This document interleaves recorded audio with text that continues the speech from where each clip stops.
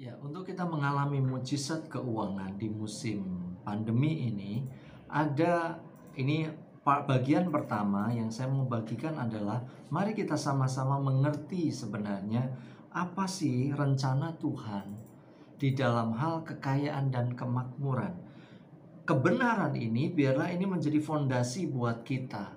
Kebenaran ini biarlah ini menjadi patron dan menjadi arahan buat kita bahwa ini isi hati Tuhan, bahwa ini kerinduan Tuhan, bahwa ini yang Tuhan rindu lakukan di tengah-tengah hidup setiap kita, dimanapun kita berada, apapun kondisi kita, dan seperti apa kondisi keuangan kita hari-hari ini. Yang pertama adalah rencana Allah di dalam hal kekayaan dan kemakmuran adalah yang pertama, kekayaan bangsa-bangsa itu akan dibawa kepada Tuhan. Kitab Wahyu pasal yang kelima ayat yang ke-12 katakan, mari kita lihat sama-sama supaya apa? Supaya pada waktu kita mendengarkan kebenaran firman, maka hidup kita akan dibangun. Katanya dengan suara nyaring, anak domba yang disembelih itu layak untuk menerima kuasa dan kekayaan dan hikmat dan kekuatan dan hormat dan kemuliaan dan puji-pujian. Itu kehendak Tuhan, itu rencana Tuhan, bahwa kekayaan bangsa-bangsa itu akan dibawa kepada Tuhan. Pertanyaannya yang kayak gini, lalu bagian kami apa? Bagian kita apa? Ternyata Tuhan rindu membawa kekayaan bangsa-bangsa melalui umatnya. Jadi tidak serta-merta itu Tuhan kembalikan kekayaan yang dia punya itu tidak melalui umatnya. Dia lakukan selalu melalui umatnya. Makanya kebenarannya mengatakan dengan jelas, bangkitlah dan iriklah hai putri Sion, sebab tandukmu akan kubuat seperti besi, dan kukumu akan kubuat seperti tembaga, sehingga engkau menumbuk hancur banyak bangsa. Engkau akan mengkhususkan rampasan mereka bagi Tuhan, dan kekayaan mereka bagi Tuhan seluruh bumi. Jadi Tuhan mau membawa kekayaan bangsa-bangsa lewat Bapak Ibu dan setiap saudara. Karena itulah ini sebuah jaminan buat kita sehingga hidup kita akan diberkati. Apapun yang kita kerjakan, apapun yang kita lakukan, itu akan terus mengalami terobosan dan akan terus naik. Tidak ada pilihan buat Tuhan kecuali Dia memberkati setiap saudara. Tidak ada pilihan buat Tuhan kecuali Dia mempromosikan semua bisnis yang Bapak, Ibu, dan saudara lakukan. Kenapa? Karena kekayaan bangsa-bangsa itu akan dilepaskan dan akan dibawa oleh setiap saudara.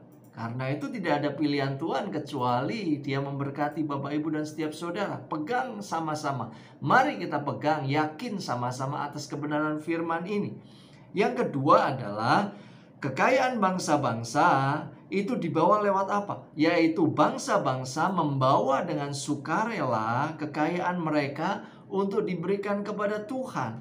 Itu kitab Wahyu pasal yang ke-21 menceritakan dengan jelas bahwa bangsa-bangsa itu membawa kepada Tuhan. Saya akan bacakan. Dan bangsa-bangsa akan berjalan dalam cahayanya, dan raja-raja di bumi membawa kekayaan mereka kepadanya. Dan pintu-pintu gerbangnya tidak akan ditutup pada siang hari, sebab malam tidak akan ada lagi. Dan kekayaan dan hormat bangsa-bangsa akan dibawa kepadanya. Bangsa-bangsa itu akan dengan sendirinya. Kenapa? Karena saya yakin dan percaya bahwa hari-hari ini adalah hari-hari di mana Tuhan sedang akan melawat seluruh bumi. Nah, tanda ucapan syukur bangsa-bangsa karena dijamah oleh Tuhan, karena ditebus oleh Tuhan adalah Dia akan bawa kekayaannya untuk memuji dan memuliakan Tuhan. Itu rencana yang pertama, Bapak, Ibu, dan setiap saudara sekalian. Lalu rencana yang kedua adalah kekayaan bangsa-bangsa akan dibawa kepada umat Tuhan. Kebenaran firman katakan di Yesaya 60 ayat yang kelima katakan seperti ini. Pada waktu itu engkau akan heran melihat dan berseri-seri. Berapa banyak yang hari-hari ini bersedih hati. Berapa banyak yang hari-hari ini sedang bermurung durja. Berapa banyak yang hari ini sedang mengalami masa-masa sepertinya kok aku putus asa ya. Sepertinya kok tidak ada pengharapan. Biar kebenaran pagi hari ini menguatkan. Biar kebenaran pagi hari ini memberikan pencerahan dan memberikan pengharapan buat setiap kita. Bahwa Tuhan rindu muka kita berseri-seri. Bahwa Tuhan rindu kita akan berbesar hati. Artinya widih, senang sekali, bersuka cita. Kenapa? Karena keajaiban di dalam keuangan terjadi di dalam hidup Bapak, Ibu, dan setiap saudara. Engkau akan tercengang dan akan berbesar hati. Sebab apa? Sederhana, sebab kelimpahan dari seberang laut akan beralih kepadamu. Masihkah kita percaya terhadap kebenaran ini?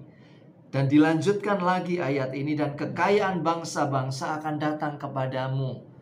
Percayalah Bapak, Ibu, dan setiap saudara sekalian bahwa ini janji Tuhan buat kita. Tidak peduli masa ini disebut sebagai masa pandemi, tidak peduli wabah corona ini berjalan ya, tanpa ada yang mengerti kapan ini berakhir. Tetapi kita percaya bahwa janji Tuhan itu ya dan amin. Bukankah Yesaya 55 ayat yang ke-11 katakan, firman yang keluar dari mulut Allah tidak pernah kembali dengan sia-sia, dan dia akan berhasil atas apa yang disuruhkan Tuhan kepadanya. Dan firman pagi hari ini pun akan kita alami sama-sama. Mari bersama-sama saya mengajak untuk kita belajar percaya, belajar punya sikap hati seperti seorang anak kecil. Percaya, percaya, dan percaya. Maka kita akan lihat kemuliaan Tuhan. Dan yang terakhir, yang ketiga adalah apa sih rancangan Tuhan di dalam kelimpahan dan kekayaan buat setiap kita. Yang ketiga adalah kehendak Tuhan untuk menjadikan orang percaya itu limpah dan makmur. Bapak, Ibu, dan setiap saudara, ada sebuah kitab, yaitu kitab Ulangan pasal 28 ayat pertama sampai 14. Saya akan buka dengan kisah yang sederhana ini. Hari itu ada seorang yang bercerita bahwa adiknya itu selalu mengucapkan Ulangan 28 ayat yang pertama sampai 14 setiap hari. Dia perkatakan setiap hari. Dia terus deklarasikan setiap hari. Dia nggak ngerti apa yang akan terjadi. Tetapi saya mau saksikan bahwa keajaiban itu Tuhan itu terjadi. Tiba-tiba di tahun itu dia mengalami promosi di dalam jabatannya, di dalam pekerjaannya dia. Bahkan sampai mengalami peningkatan gaji 3 kali lipat. Wow, itu luar biasa. Itu sampai dikatakan pimpinannya sampai mengatakan kok bisa ya. Bos yang di atasnya langsung waktu dia mengajak ketemuan, kok bisa tiba-tiba perusahaan benar-benar tertarik dengan kinerja kamu, dengan hidupmu, sampai-sampai belum menutup tahun ini kok sudah ngalami kenaikan gaji lagi. Apa yang terjadi?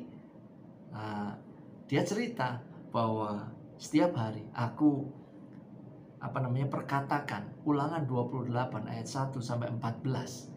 Dan itu tergenapi. Bukankah itu ajaib? Bukankah itu luar biasa? Adalah kehendak Tuhan untuk menjadikan orang percaya, yaitu setiap saudara dan saya, untuk limpah dan makmur. Tahukah Bapa Surgawi itu tidak suka kalau ngelihat kita itu menderita. Buktinya apa? Buktinya pada waktu di Lukas pasal yang ke-15, dia tungguin anaknya tuh, anak yang bungsu, untuk dia kembali kepada pangkuan bapaknya. Detik di mana dia kembali dalam kondisi miskin, menderita, melarat, Alkitab katakan dia langsung gantikan semuanya. Digantikan kain kabung yang dia alami, kesusahan yang dia alami, dengan kasut yang baru, dengan jubah yang baru, dengan pesta, bahkan dikasih cincin yang luar biasa buat hidupnya. Itu bukti bahwa kehendak Allah adalah menjadikan orang percaya itu limpah dan makmur. Ayat yang terakhir saya akan bacakan. Ulangan 28 ayat 12 katakan, Tuhan akan membuka bagimu perbendaraannya yang melimpah, yakni langit, untuk memberi hujan bagi tanahmu pada masanya, dan memberkati segala pekerjaanmu, sehingga engkau memberi pinjaman kepada banyak bangsa. Ini bukan cuma memberi pinjaman kepada 1-2 orang. Ajaibnya kan, engkau memberi pinjaman kepada banyak bangsa. Wow, luar biasa loh kebenaran firman ini. Tetapi engkau sendiri tidak meminta pinjaman. Artinya apa? Artinya Tuhan mau hidup kita limpah. Tuhan mau hidup kita makmur. Tuhan mau hidup kita mengalami kelimpahan dan kemakmuran, bukan hidup di dalam pas-pasan, apalagi kita mengalami kekurangan. Katakan sama-sama bahwa Tuhan mau hidup kita mengalami yang namanya kekayaan. Kita kaya, limpah, dan diberkati oleh